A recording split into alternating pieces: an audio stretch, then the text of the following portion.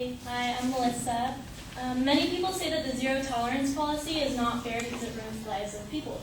An example of this would be a person who graduated top of their class with honors, is a successful business person, and maybe one night decided to go out for some cocktails with friends. This person may have had one too many drinks and chose to drive when they were clearly impaired. This led to that person getting a DUI. However, this person knew the consequences before he or she chose to drive. I will be arguing that the zero tolerance policy is a useful instrument in preventing drunk driving and violence in schools. So the zero tolerance policy requires specific consequences for certain offenses, and my supporting claims are: first, that the zero tolerance policy decreases the amount of drunken driving incidents nationwide. Second, the zero tolerance policy helps decrease teen drinking, knowing the punishment is steep for driving under the influence. And third, that the zero tolerance policy creates structure in the educational system. So the zero tolerance policy for drunk driving allows a blood alcohol level of 0.08%. If you are caught for driving under the influence, you are automatically arrested. If it's your first offense, it results in a 4-month suspension of your license. And if you are caught for a second offense within 10 years, you have a 1-year suspension of your license. If you are under the age of 21, your license is automatically revoked for 1 year. So my first supporting claim that the zero tolerance policy decreases the amount of drunken driving incidents nationwide, I will be supporting my evidence with statistics from the Century Council and the U.S. Department of Transportation. So first, the statistics from the Century Council show that the number of drunk driving fatalities nationwide has decreased by 49% since 1982, when the zero tolerance policy first took effect. And also, in 2010, the rate of alcohol-impaired driving fatalities per 100,000 population was 3.3, representing a 64% decrease since 1982. My second claim, that the zero tolerance policy helps decrease teen drinking, knowing the punishment is steep for driving under the influence. The U.S. Department of Transportation states that the driver license suspension often provides an administrative penalty, clearly motivates the youth because no one wants to lose their driver's license. So first, since the zero tolerance policy was started, the driving under the influence fatalities have decreased 37% from 1991 to 2007. And if you think about it, that's a huge decrease considering that it's not that many years.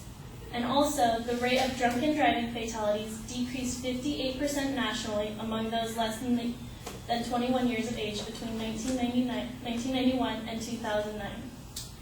My secondary claim that the zero tolerance policy creates structure, or my third, that the zero tolerance policy creates structure in the educational system. So first, the zero tolerance policy in school districts prohibits the use of drug and alcohol consumption at schools, as well as the use of weapons. If someone is caught doing one of these acts, they will automatically be either suspended or expelled. So the zero tolerance policy creates structure in the educational system, and as a result of the zero tolerance policy, the Granite City School District has experienced a 50 to 75% decline in expulsions.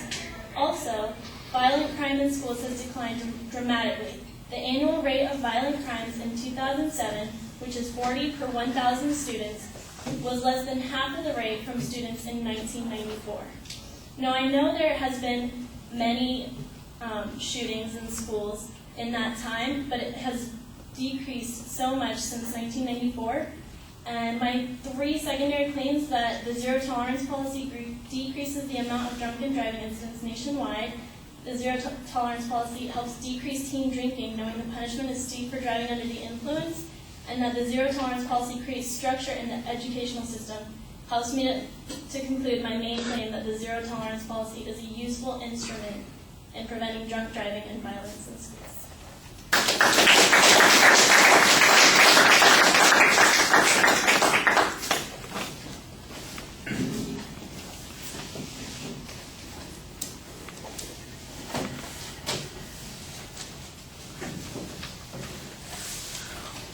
All right, you ID the proposition and the secondary issues. I think you need to clarify where the controversy is. Do people dispute that zero tolerance has an impact, that it's making these changes? Otherwise, you're just describing what is true.